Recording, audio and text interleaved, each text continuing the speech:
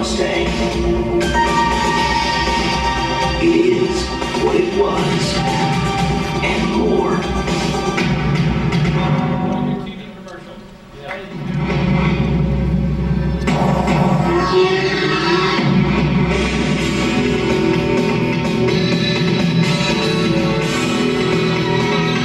Introducing the all-new Ford Mustang. It is what it was, and more.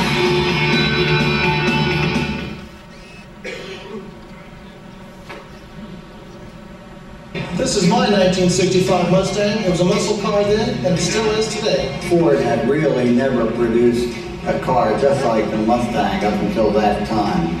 And it was a success right from the beginning.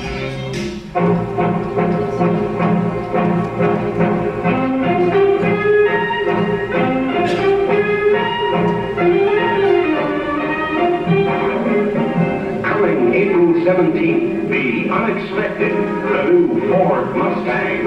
A new generation of Fords for the new breed of Americans who want stick-shift action and room for four, who collect sports car badges and trading stamps. This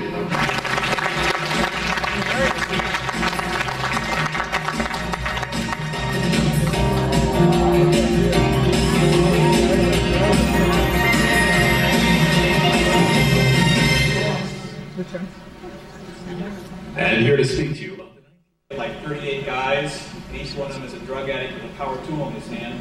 You walk into that every day. The entrance example is able to enter classroom on their own power. Who's signed up? And there was some automotive stuff in there, even though it was junior high. There was some automotive equivalency stuff in there because somebody looks better than me. What they wanted though was some information, so I took them at their word. And I gotta admit, there were some people at Ford that were like a little edgy. You know, they said, what's he gonna say up there once he gets that hour? Mustangs to pick up that flavor. They didn't want to pick up recent flavor. They certainly didn't want to pick up Mustang 2 flavor. They picked up original Mustang flavor, the kind of people really want us. The proportion is the same as that flavor, okay? It picks up that. There's also some real definite styling cues. The grill opening here, the horse in the middle. I got one of those. You know where I got this? It was out in the park. I was stuck on the front of a Camaro. Stole it. Along the side, turn this around so folks on the side can see. We've got these scoops along the side that lead back into this, these indentations along the side that lead back. And they pick up that flavor. They didn't want to pick up recent flavor. They certainly didn't want to pick up Mustang 2 flavor. They picked up original Mustang flavor, the kind of people really want us. The proportion is the same as that flavor, okay? It picks up that. There's also some real definite styling cues. The grill opening here, the horse in the middle. I got one of those. You know where I got this? It was out in the park. I was stuck on the front of a Camaro. Stole it. Along the side, turn this around so folks on the side can see. We've got these scoops along the side that lead back into this, these indentations along the side that lead back into the openings in front of the rear fenders, rear wheel wells. Those again are traditional Mustang styling cues. You remember the first cars? They call that the C stripe. I think it's a shape like C at the end or something. But that's also a traditional Mustang styling cue. Also the 3-element taillight lenses, which some stylists convinced themselves looks like original Mustang taillights because there's 3 pieces in there, and the earlier ones went straight up and down. These go sideways, so actually to make this look like original Mustang taillights, you have to wreck the thing leaning against a tree. But it's close. So it has a lot of original Mustang styling cues. It's the first Mustang in years to have the horse in the middle, which I predict is going to be one of the hottest items for your parts department. People have ripped these off like crazy. Some of those guys used to be in my classes, right? They're going to be ripping those things off. Start at the front. Most cars in this class have what we call a bottom breather, where the air goes in the bottom, down here. That's fine most times. You get extra air if you come in with this way. There's some advantages to that. The air down here near the road is pretty hot on a hot day. It's real hot. It can be 100-degree day, and the air down here can be 20, 130, 140, which means you're getting that hot air into the cooling system. You get up here a little bit like this here, it gets much cooler. Now, you follow Formula One racing on TV, You know, they got the big air scoop over the guy's head way up there high to get air into the engine. That's the very tallest part on the car. The higher up it is, the cooler the air is, the better the thing runs. All right, that's why that scoop is up behind the driver's head like that. So this, raising the scoop up high, you get cooler air into the nose. That helps cool down the car, but there's some other tricks. R134A refrigerant is not as good a refrigerant as the R12 Freon stuff we're currently using. Do people know that? Yeah, it's one of the problems with the R134As. You can't just dump it in the old system. First off, it'll tear up the old system. But also, it's not as efficient as a refrigerant.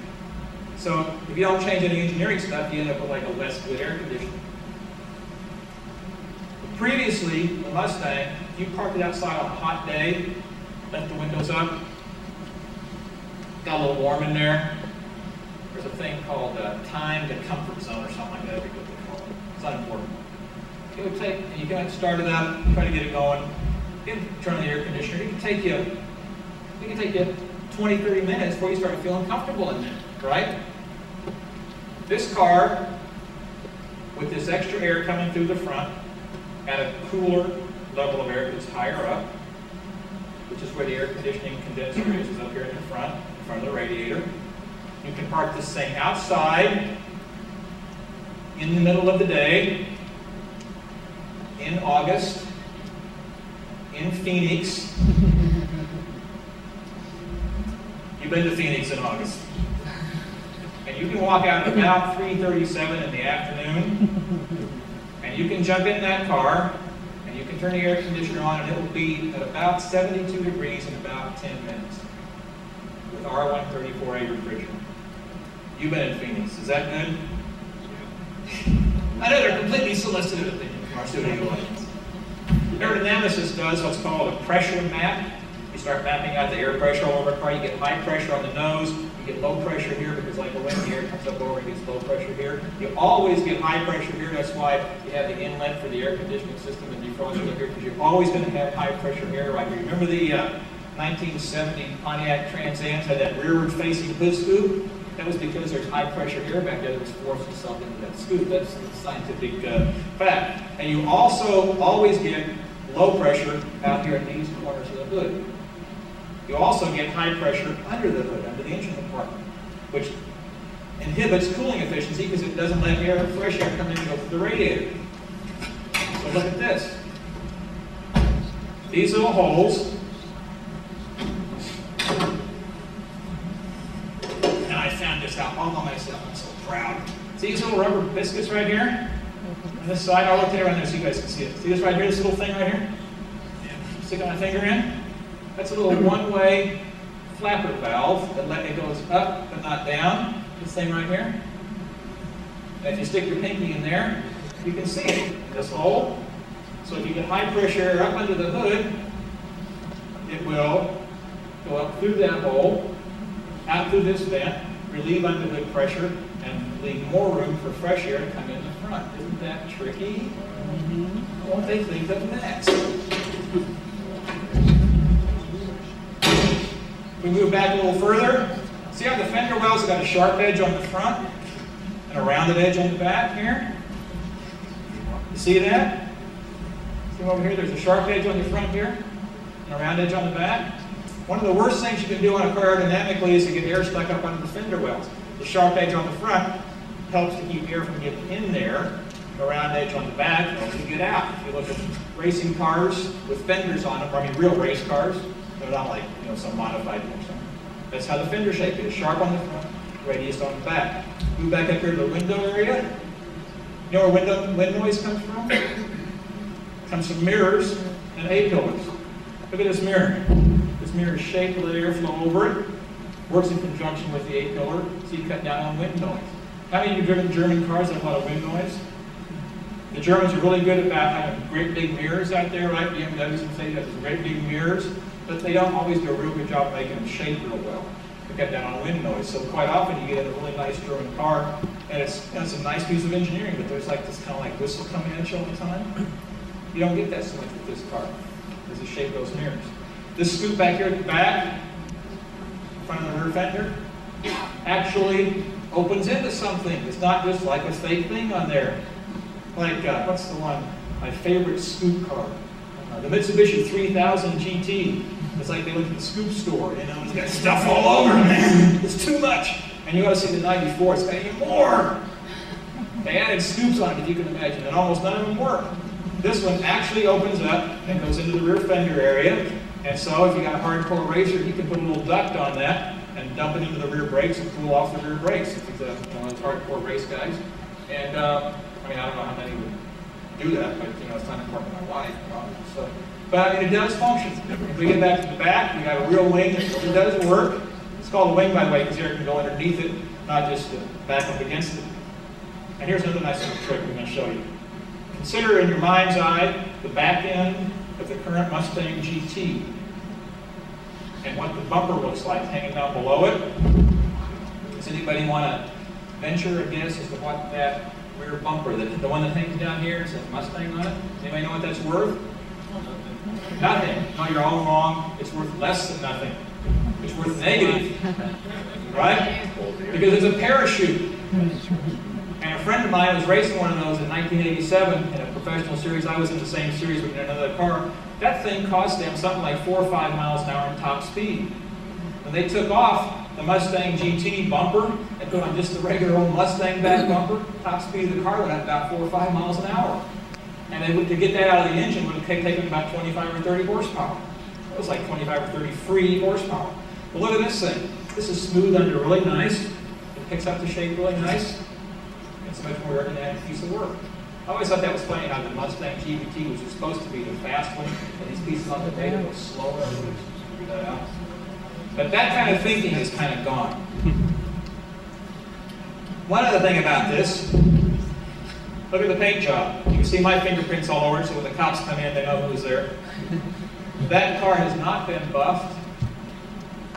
That car came out of the factory paint shop, and it's been waxed, polished, you know, and when you guys see somebody will take my fingerprints off so I can put them on again. But it has not been buffed. That's the way they're going to come out of the paint shop. Now this is a long ways from what you got now. You know, you got that like Stevie Wonder, Ray Charles paint job. Where you know, oh, it's green. Yeah, you know. You can tell by the orange peel what color it is, right? Not this. This is the way they're going to come out of the line. Painted this nice. And you can, and all of you know, paint jobs on Mustangs lately have not been real good. Right? So this is the kind of paint quality you're going to get. The reason that's happening because Ford's dropped $10 million into the paint plant at the Rouge factory where these cars are built. $10 million just to paint them better. All right? So they don't have to do all that buffing. You don't get all that fade on an orange peel, that stuff where you order red and it comes in the front. Chinese red, the left fender is Mandarin red, the other one's poppy red, you know, the other one's champagne mist taupe or something. I don't know what they are. Now, I'll show you the thing about the trunk. Let's go back to the back. How many of them have a liftover height that's down here that you can think of? Anybody name one? Escort sedan, which is hardly a sports specialty segment car, right? Yeah, my pickup truck, yeah, it's got really, yeah, it's really good on that. Look at this thing, it's nicely finished off, it's got some carpeting and stuff in here, the paint, look how good the paint is inside. So you know we didn't buff this, because there ain't no union in the world that's gonna buff that, right? Got a little ice chest in here, who wants a soda pop? Nobody will take me up. You look like you're slipping now. Got an ice cube on it. You can put an ice chest in here, you can put golf clubs in here. It's held up by struts. Right? Yeah, she's saying, yeah, I like that. You have a question? A subwoofer in there. What? Put a subwoofer in there, right? A subwoofer in there. We'll get to that. And You don't need the one. answer is probably you don't need it. We'll get to that. Okay. 460. Huh? Oh, you didn't get your cousin. Okay, let's turn it the other way. I do. Sorry about that. Sitting there typing it all out. These parts are made out of stiffer metal. Most of them are stiffer metal for the convertible. Built as a convertible to start with. See this top? Over here, this boot, a one-piece boot. Before we take it off, I want you to look how nice and low it is in height. You ever seen one that sits that low and smooth and neat? Most of them are up here, right? This boot is guaranteed to be able to hold any homecoming queen in the country, but it will not deal with retired generals. So you gotta stop there. What do they, I think they need to get a homecoming queen on like a quarterback on each side. I don't know. So we're gonna do a little demonstration on this thing. Just how hard it is to take it off. Pull this off. It's pretty difficult. My trusted assistant there takes it over and puts it away. There was a lot of work done by Ford to make this. This is really a sweetheart piece. Most convertibles eat up a lot of real estate right in here. So you end up with a back seat that's one of these squeezed in kind of deals. They went through a lot of work to take that space out of this area so the back seat can be bigger. All right, so this stuff, it takes up less in this area. Another thing was, I'm sure you were aware that there was some bean counter we all cursed year in and year out. He was the guy that decided that since the top probably only goes up and down 12 or 14 times a year, what does it matter how cheap the motor is? Who cares what it sounds like? What does it matter? It doesn't matter. Let's save some money on this thing. Listen to this. Woo. Woo, he says. Does that mean yeah? Yeah. Does that mean okay? Yeah. Oh, okay, okay. He likes it.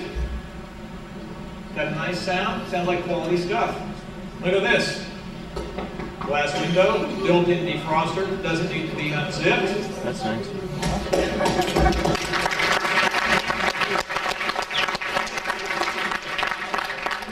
Fits up here, nice and flush.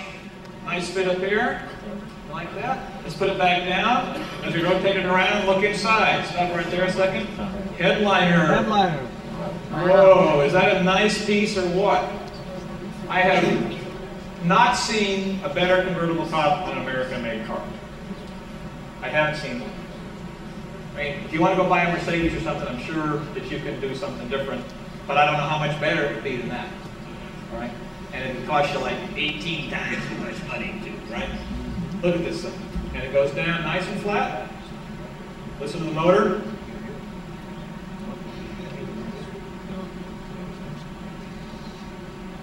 How many of you owned convertibles?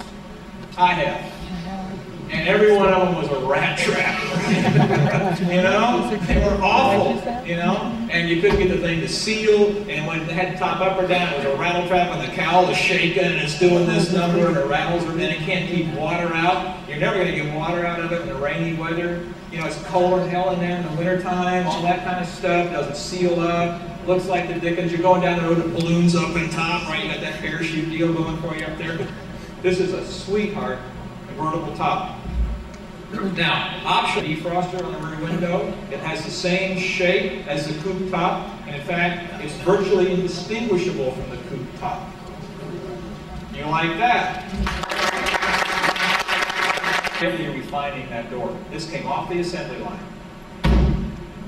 All right. How many times have you heard a convertible that good? All right? And every one of them I've seen also has been just that good. Is that better than the convertible you've seen?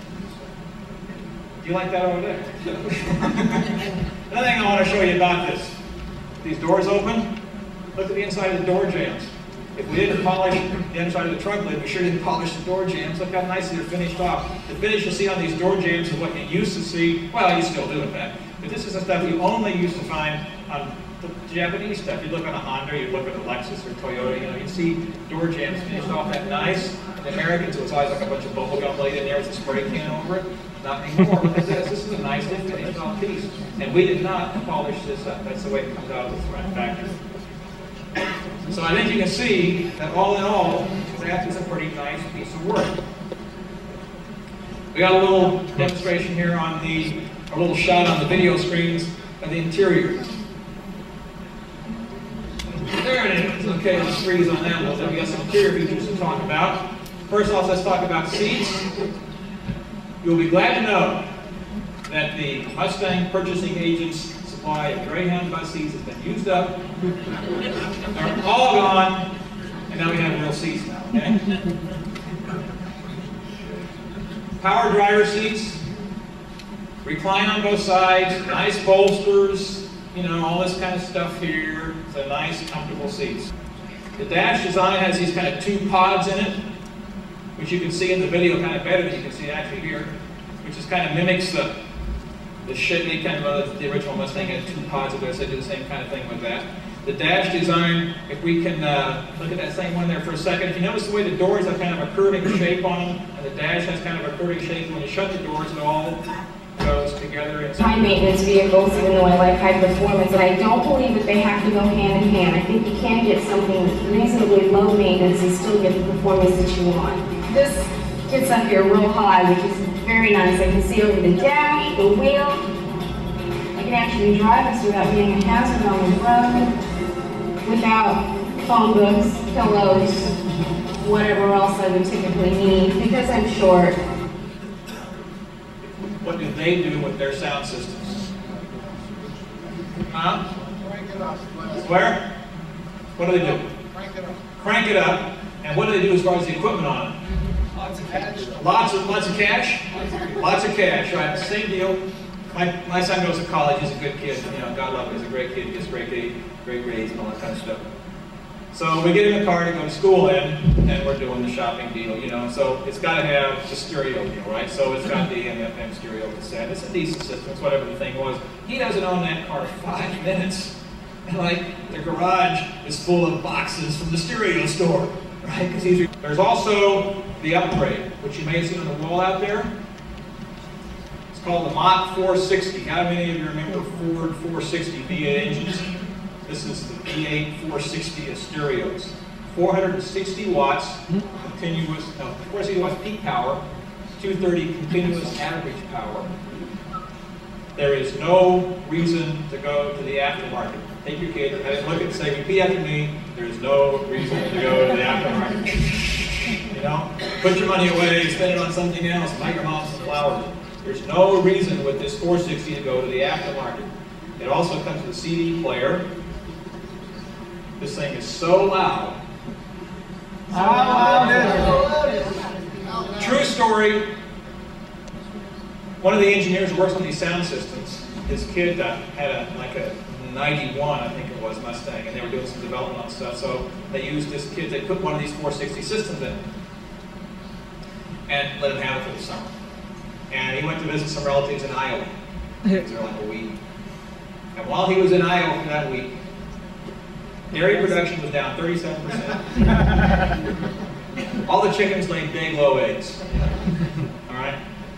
That's a true story.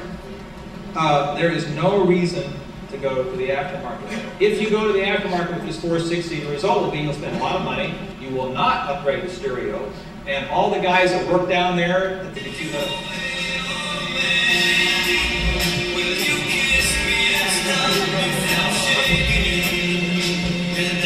You don't like this at all, do you? You don't like this stuff, do you?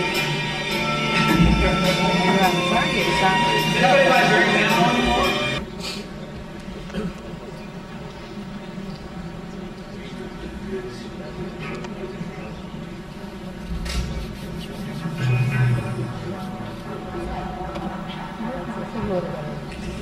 Hey, mama said the way you move gon' make you snap, gon' make you groove.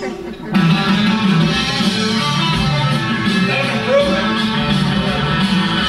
Now you shake that thing, gon' make you burn, gon' make you sting.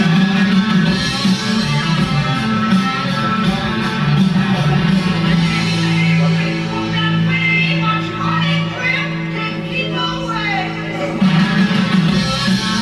Gary Mantle never sounded so good.